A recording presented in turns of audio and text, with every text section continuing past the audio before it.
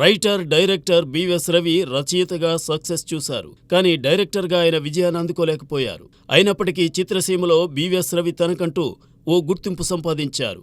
అందుకు ఆహా ప్లాట్ఫామ్పై బాలకృష్ణ హోస్ట్గా సాగిన అన్స్టాపబుల్ కార్యక్రమం కారణమని సినీ జనం చెప్పుకుంటారు. అలాంటి రవికి మెగా కాంపౌండ్తో సత్సంబంధాలు ఉన్నాయి. అటు చిరంజీవితోనూ ఇటు అల్లు అర్జున్తోనూ రవి సఖ్యంగా ఉంటారు.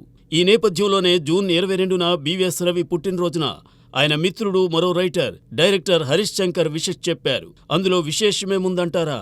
రవికి విషెస్ చెబుతూ హరీష్ శంకర్, నాకెప్పుడూ తోడుగా ఉంటూ నన్ను కరెక్ట్ చేసే నా స్నేహితుడు బివిఎస్ రవికి ఈ ఏడాది మెగా సక్సెస్ రావాలంటూ ట్వీట్ చేశాడు. అందులో మెగా పదాన్ని మాత్రం బోల్డ్ చేసి పెట్టారు. దాంతో బివిఎస్ రవికి ఖచ్చితంగా మెగా కాంపౌండ్ నుండి ఆఫర్ వచ్చిందనే చర్చ సాగుతోంది.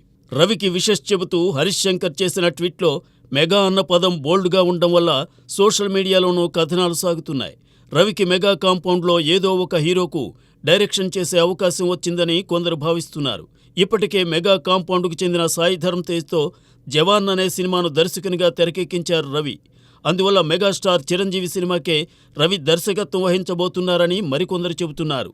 అవేమీ కావు, రవి మంచి రైటర్ కాబట్టి మెగా కాంపౌండ్లో అతని కథ ఓకే అయి ఉంటుందని ఇంకొందరి మాట.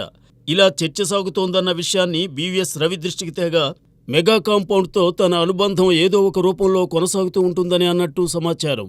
మెగా కాంపౌండ్లో రవి కథ ఓకే అయినట్టు తెలుస్తోంది. అయితే ఆ కథతో తెరకెక్కే చిత్రానికి రవి దర్శకుడు కాడని వినికిడి.